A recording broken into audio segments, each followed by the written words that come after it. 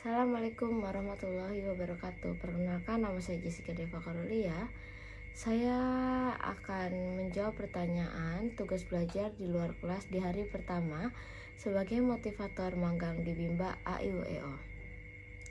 Pertanyaan pertama, apa pengertian dari fun learning? Fun learning itu adalah proses belajar yang sepenuhnya menyenangkan bagi anak. Yang kedua, mengapa proses belajar harus fun learning? Proses belajar harus fun learning adalah agar setiap anak dapat merasakan bahagia dalam proses belajar, sehingga anak menjadi senang belajar. Apa tujuan fun learning? Tujuan dari metode fun learning adalah menumbuhkan minat belajar secara interistik.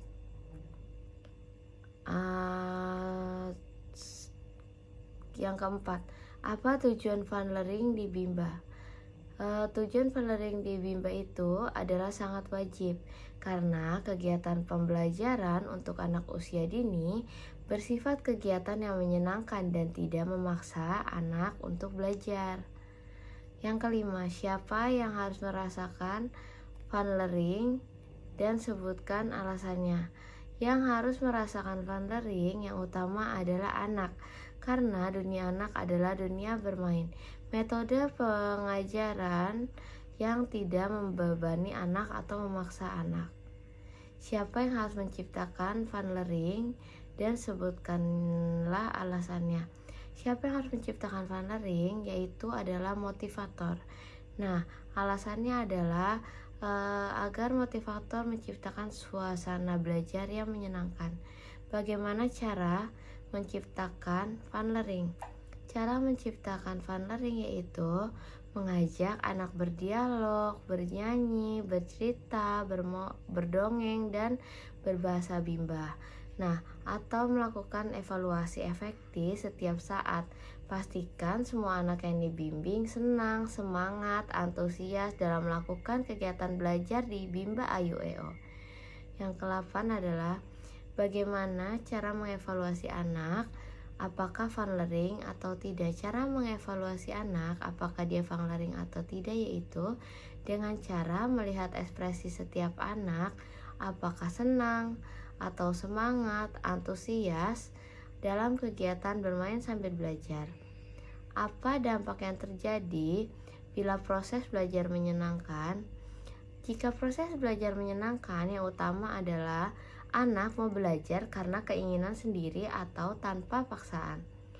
Yang ke-10, apa yang terjadi jika proses belajar itu tidak menyenangkan?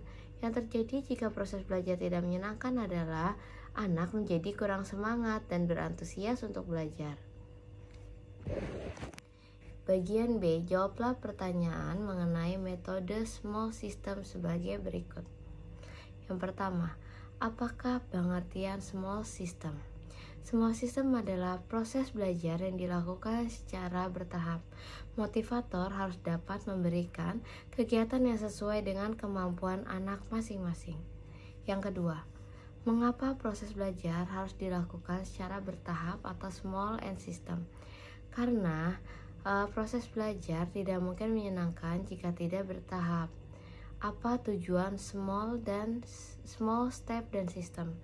Tujuan dari metode small system, step dan system adalah agar proses belajar yang menyenangkan dapat tercipta. Yang keempat, bagaimana cara motivator dapat mewujudkan proses belajar yang small system?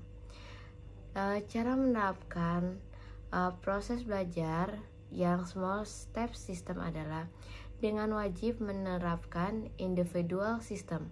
Bimbing sesuai dengan keadaan masing-masing anak. Motivator harus mengetahui kemampuan dan kemauan anak masing-masing anak didiknya, sehingga bisa memberikan kegiatan bermain sambil belajar yang sesuai. Yang kelima, apa dampak yang terjadi bila proses belajar small system? Semua dampak yang terjadi jika proses belajar secara small and system adalah semua anak menjadi senang, bahagia, dan menikmati setiap kegiatan belajar mengajar. Apa dampak yang terjadi bila proses belajar tidak small dan sistem? Proses belajar jika tidak small dan sistem adalah proses belajar tidak mungkin menyenangkan jika tidak bertahap, sehingga anak akan merasa tidak senang dan tidak menikmati kegiatan atau bosan. Sekian jawaban dari saya di hari pertama. Wassalamualaikum warahmatullahi wabarakatuh.